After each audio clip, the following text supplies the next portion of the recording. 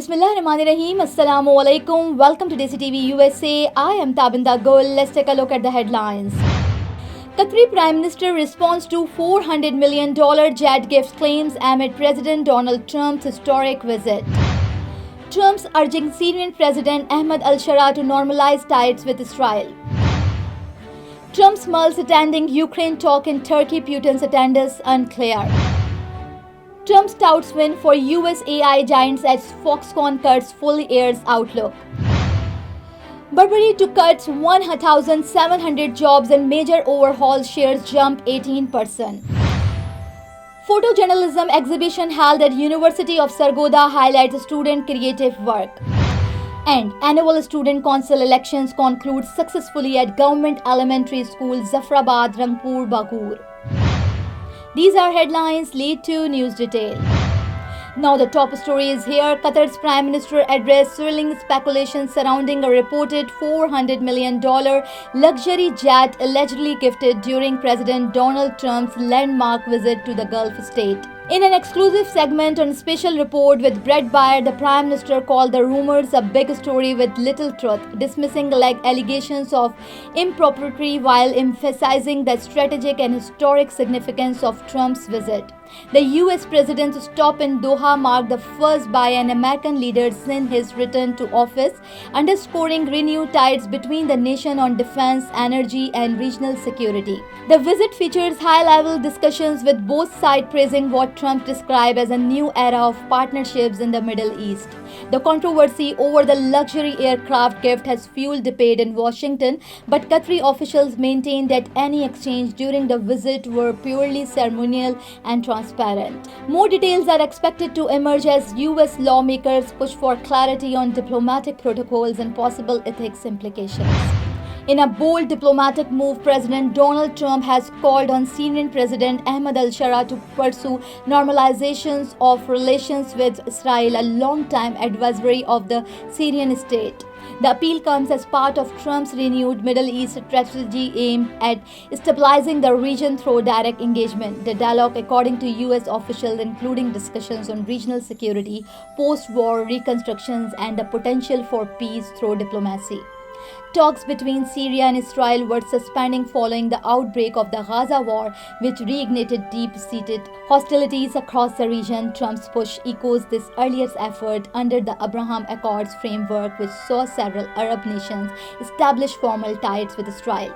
However, analysts note the Syria's alignment with Iran and internal instability could make such normalization far more complex. So no official response has yet been issued by the Syrian government, but sources suggest the idea has sparked intense debate within Damascus ruling circles. Now, President Donald Trump said he is still considering whether to attend Ukraine war talks set for Thursday in Turkey, emphasizing uncertainty about Russian President Vladimir Putin's participation. It's important, but I don't know if Putin will go, Trump told reporters. The summit aims to revive stalled peace efforts and bring key players to the negotiating table. Turkish officials hope the meeting will serve as a neutral ground for dialogue, while Ukraine and NATO allies support the initiative. Russia has not confirmed its presence. Trump's attendance could significantly influence the tone and outcome of the talks depending on who else appears. In this edition of AI Weekly, President Donald Trump hailed major advancement by American AI companies, calling them proof of U.S. dominance in the tech future. Speaking at a tech summit in Texas, Trump praised investment in AI infrastructures and innovation, crediting his administration's policies for boosting growth. Meanwhile, Foxconn, a key global electronics manufacturer, slashed its full year's outlook, citing weaker than expected demand and supply chain challenges. The company revised forecast has raised concern about the broader tech hardware market, even as AI software firms continue to post strong gains. Analysts warn of a possible disconnect between AI hype and hardware realities. British luxury brand Burberry announced plans to cut approximately 1,700 jobs, about 20% of its global workforce, as part of a sweeping cost-cutting strategy aimed at reviving its performances. The move revealed on Wednesday is part of CEO Jonathan's turnaround plan amid sluggish sales and rising operational costs. Despite the grim news for employees, investors' responses positivity, sending Burberry shares up 18%, its biggest single-day gains in years. The company said the restructuring would help streamline operations and refocus on high-margin product and digital innovation. Analysts view the bold cuts as a sign Burberry is serious about restoring profitability.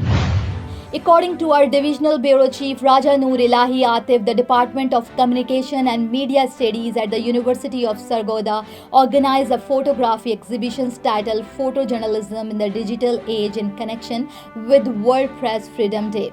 Vice Chancellor Professor Dr. Kaisar Abbas inaugurated the event, praising students' visual storytelling abilities. The exhibition, attended by a large number of faculty and students, showcased photographs aligned with the UN Sustainable Development Goal, including education, gender equality, and health. Dr. Abbas highlighted the importance of media education in preparing students for modern marketing, driving career demand. In the end, according to our Divisional Bureau Chief Raja Noor Ilahi Atif, the annual Student Council elections at Government Elementary School Zafrabad, Rangur Bagur were successfully held. Assistant Education Officer Malik Mohammad Imtiaz Naseem supervised the process, while Headmaster Malik Abid Iqbal ensured proper arrangement. Students participated enthusiastically in a fair and transparent election. Abdul Wahab was elected President, Muhammad Talha, Vice President Rana Hammad, General Secretary, and Muhammad Hasnan, Finance Secretary. Presiding duties were performed by Muhammad Shehzad Bhatti and team. Officials emphasized that such activities promote leadership skills, democratic values, and healthy competitions among students, enhancing their educational experience. So thank you for watching and thank you for supporting. This is me, Tabinda, signing off. Stay tuned for more news. DESI TV USA, DTV, and our OTT platform, DTV Flex, where you can access to over 3,000 channels. So stay tuned and stay with us. Neurological care is a pressing healthcare challenge in Pakistan. That's why Helping Hand USA is building Kind R, a world-class hospital with 130-plus clinics that is set to establish new standards for neurological care in Pakistan. As the first phase nears completion, anticipation is growing for the launch in the second half of 2025. Give zakat and sadaqah through Helping Hand USA today and join this historic endeavor to redefine future healthcare in Pakistan.